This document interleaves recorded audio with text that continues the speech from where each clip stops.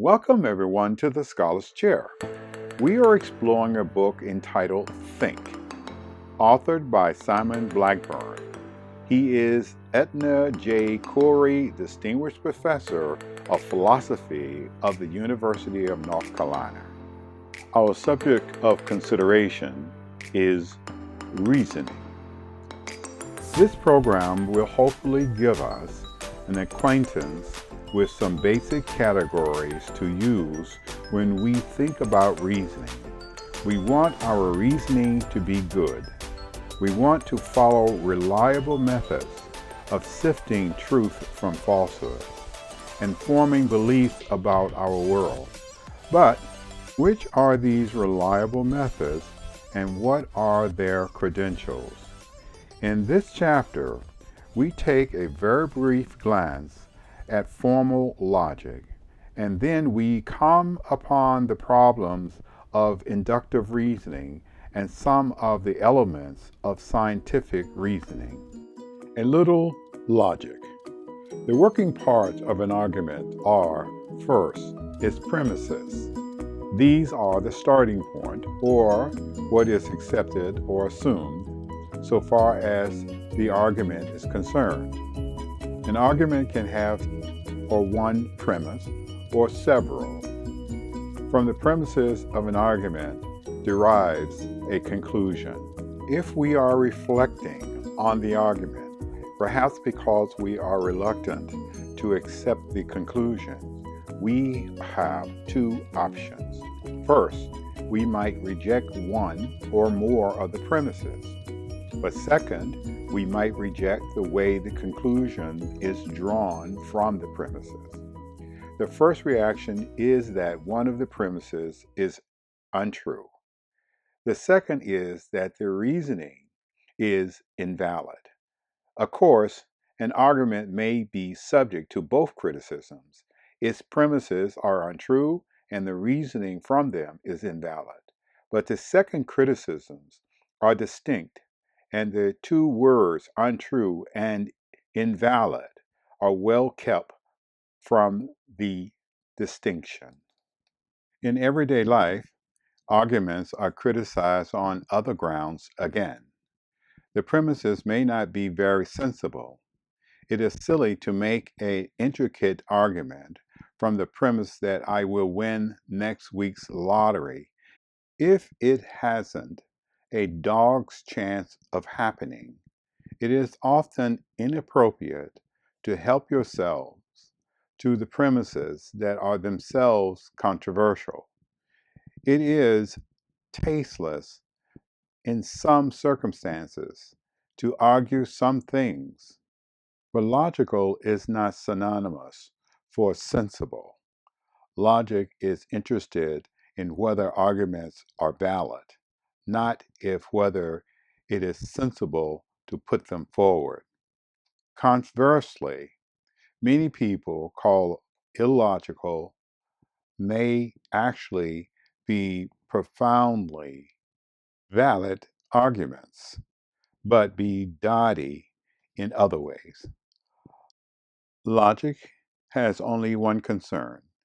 It is concerned whether there is no way that the premises could be true without the conclusion being true.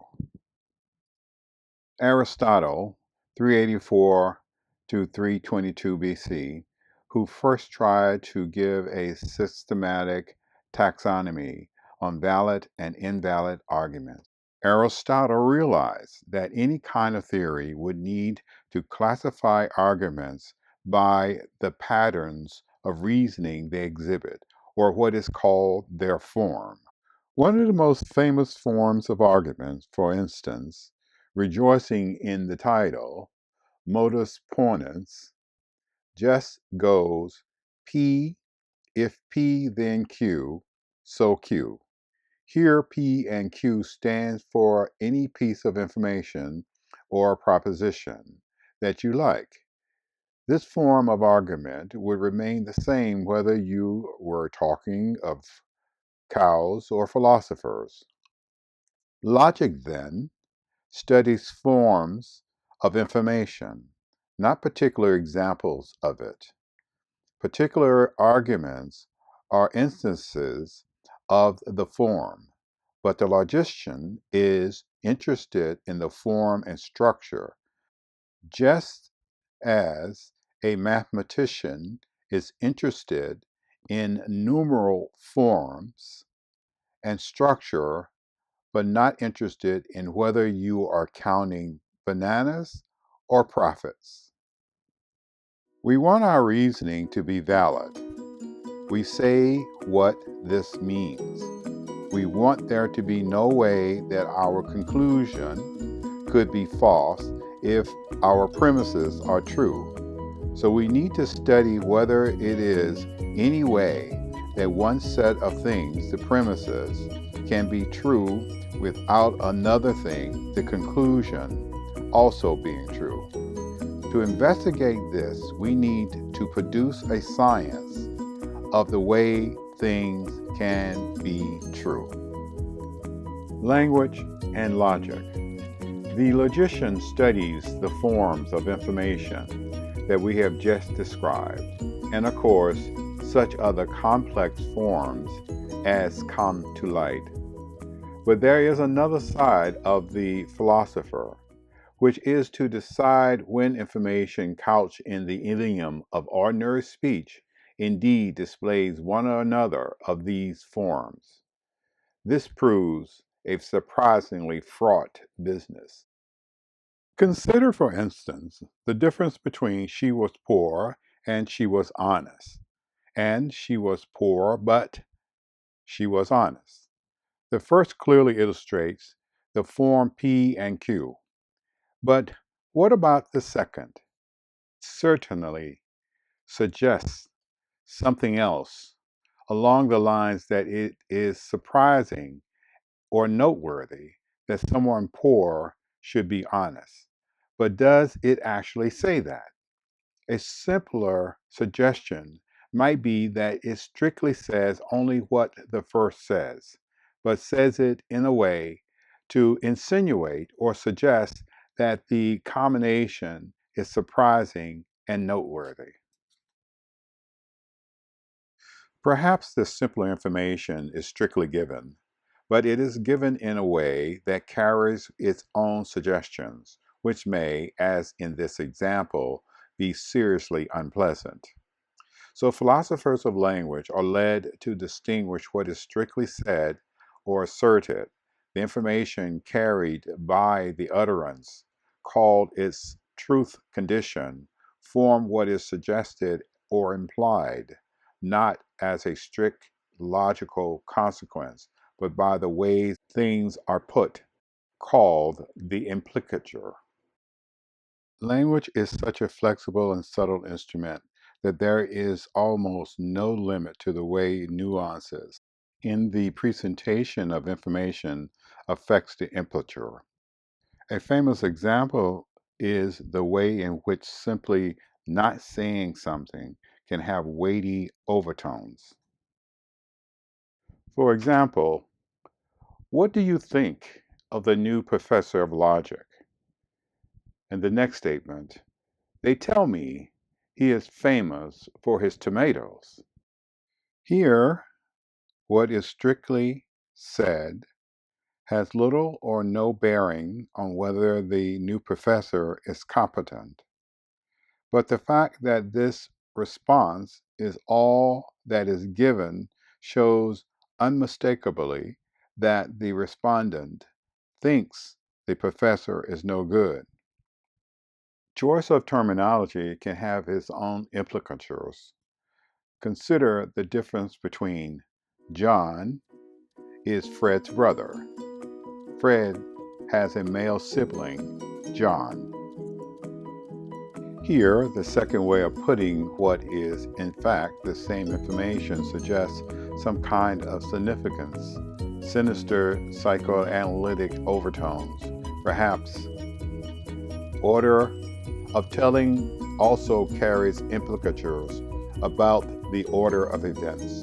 It would be misleading, although what is said is strictly true, to report the life of a child who learned to read and then wrote poetry by saying that she wrote poetry and learn to read. The way in which implicatures are generated is part of the study of language called pragmatics, whereas the structure of information is the business of semantics. Consider the dreadful lawyer's question used in the discomposed married male witnesses. Have you stopped beating your wife? Yes or no? The witness cannot answer yes without admitting that he once did. He cannot answer no without giving the strongest impression that he still does. So he is embarrassed, and the trick works. How can we do better? Well, suppose we analyze X stopped doing Y. As a conjunction, X once did Y, and X does not do Y. This explains why saying yes to the lawyer is bad. It follows you once did beat your wife. Saying no, on the other hand, is interesting. If you look at the truth table for the conjunction, you see that the conjunction can be false in three different ways. P true, Q false. P false, Q true, and both false. And each of these three ways are ways in which the negation of a conjunction can be true. Negation reverses the truth table. Now, in the lawyer case, it is vital to the innocent husband to establish that his is the middle case. False that he once did it, and true that he does not now do it. The trouble is that the one word no is insufficient to establish which way it is. And the risk is that the jury thinks he hasn't stopped because he continues. True that he once did, true that he does it now, so false that he stopped. The innocent witness needs enough words to specify which combination describes him. So he cannot stick with the one word answer, no, true though it may be.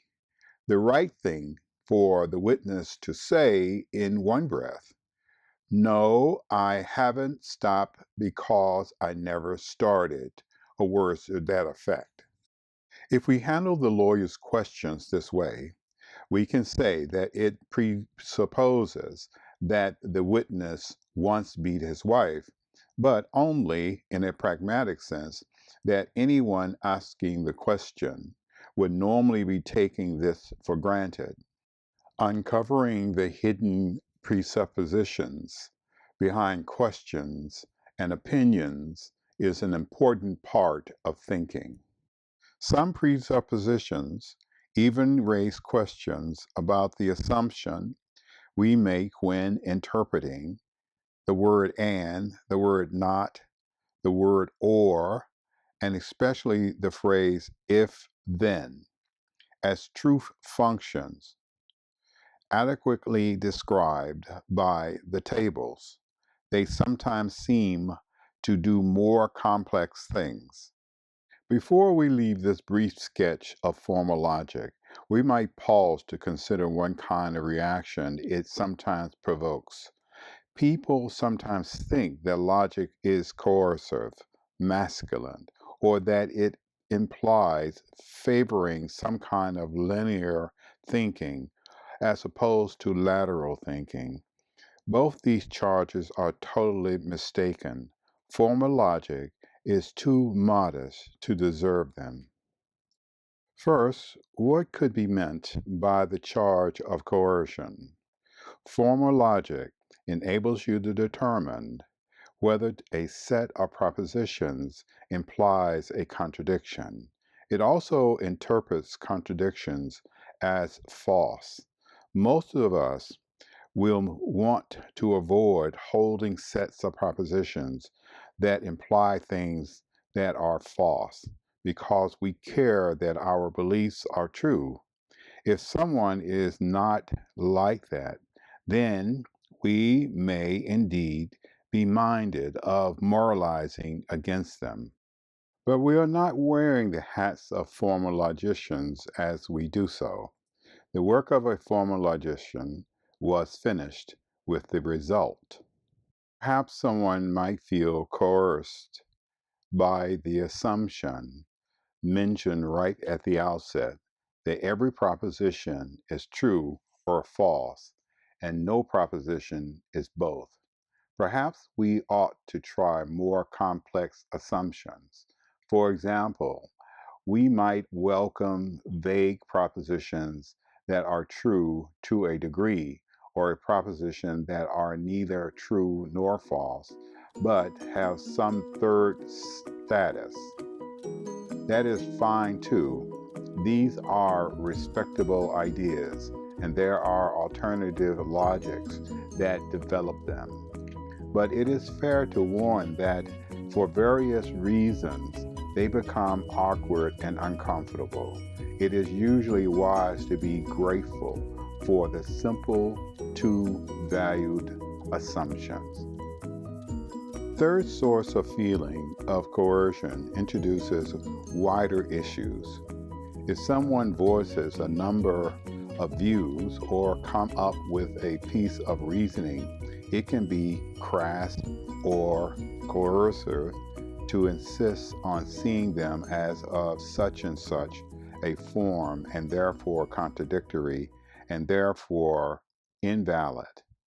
This may well be insensitive to the other factors we have mentioned already: propositions, suppressed premises, and so on. But this was not the fault of the logic, but the uncharitable way of taking what was said. By itself, logic is indifferent, even to saying that look as if they embodied direct contradictions. In the short story The Lady with the Pet Dog by Chekhov, Anna tells her husband that she is going to Moscow every so often to visit a doctor, and her husband believed her and didn't believe her. Formal logic does not tell us to jump up and down on Chekhov for this blatant contradiction. We know that Chekhov is suggesting something else, which is that her husband half believes her and alternates between confidence and distrust. It is flat contradiction that prompts us to look for other interpretations. What of the charge that formal logic privileges linear thinking? Formal logic does not direct the course of anyone's thoughts any more than mathematics tells you what to count or measure. It is gloriously indifferent between propositions that arrive through speculation, imagination, sheer fantasy, sober science, or anything else. All it tells you is whether there is a way in which all the propositions in a set, however arrived at, can be true together, but that can be a peril beyond price. Explanations and paradigms. Introduction to this process of taking things within our experience to be representative of a world outside our experience. It is a process of projection and extrapolation. Suppose we have a complex system. We have various features which seem to interact. We can find the ways in which they seem to interact by noticing changes and variations. We might be able to plot these against each other and find reliable relationships. Boyle's law that the pressure of a given mass of gas is inversely proportional to its volume at a given temperature is an example. This is a purely empirical law. It is found to hold within experience, and we take it to hold across the wider world. Some disciplines would be mightily pleased if they could get that far. Economics, for instance, wants to find the right features of an economic system and to be able to plot the relationships between them reliably. And this proves very hard. It takes art and craft, and most attempts crash in flames. We are apt to forget that the same was true of physical science. For example, it took a century of effort for scientists to learn to identify the energy of a mechanical system as a salient feature whose conservation enabled them to predict its behavior. This is a historical fact that science teachers should be able to write out 100 times when they upbraid children as dumb because they do not cotton upon the idea immediately. If an economist has a story about the right variables and the relationship between them, it can be called a model of economy. But even if we had such a thing, we might still feel we did not understand what was going on. Isaac Newton, 1642 to 1727, had a law plotting the gravitational attraction between bodies as a function of their masses and the distance between them, the famous invert square law. But both he and his contemporaries felt that this gave them no real relationship of why gravity operates as it does. As with Boyd's law, we can say that while it is all we got, we know something about the system, but we do not really understand why it is behaving as it does. Why should pressure vary invertly with volume? If it always does, why does it always do so? And why should constancy of temperature be important? These questions are answered by providing a model in a more robust sense. The kinetic theory of gases sees gases as volumes of molecules in motion. Pressure is the result of the impact of these molecules on the walls of the container. The molecules speed up with increased temperature. Once a gas is seen like this, we have a mechanism, and given suitable assumptions, the empirical laws, such as Boyle's law, can be derived from the nature of the mechanism. Finding a mechanism does not bypass the problem of induction. The continued uniform behavior of items in a mechanism is a projection or extrapolation from what we have found so far, just as much as something else, but it reduces the number of independent assumptions we need to make. A few stable features of things and reliable interactions between them might explain others. If we take the stable features for granted, we can explain the others in terms of them. These represent the explanatory and simplifying ideals of science. What kinds of things count as satisfactory mechanisms? Things whose behavior we understand clearly and distinctly, or something else. The answer to this question opens one of the most exciting chapters of modern thought.